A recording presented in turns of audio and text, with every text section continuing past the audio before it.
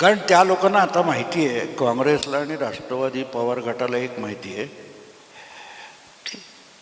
बायको आहे आदळपट करणार, म्हणून आपण तमाशाला जायचं सोडायचं नसतं. 4 दिवस उरत आहे पण नाही जात.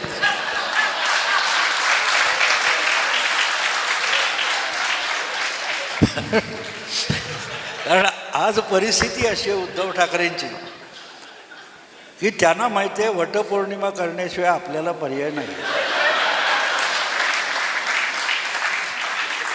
बाहेर जाऊ शकत नाही ना माणूस, आज फसलेला आहे.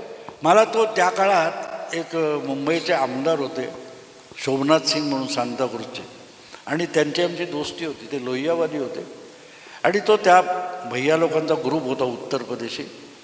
छान मध्ये लोहियावादी बोलायचे. आणि त्याच्यात एक तेग बहादूर सिंग म्हणून होता, फार चांगला कार्यकर्ता होता.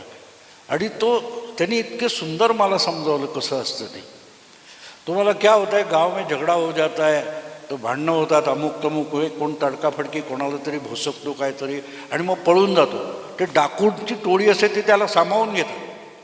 आणि ते पहिलं काय करतात की भाऊ आला आहे आपल्याकडे, तर त्यानंतर जिथे जिथे डाका घालतील ना तिथे ते काय करतात, भाऊ डाकू भाऊ डाकू, पुढे भाऊचा एक भपका तयार करतात.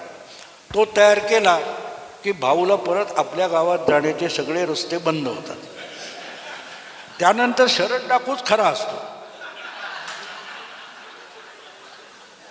डाकूचा प्रमुख तोच असतो, पण ह्याला मागे जाण्याचे रस्ते बंद केले जातात.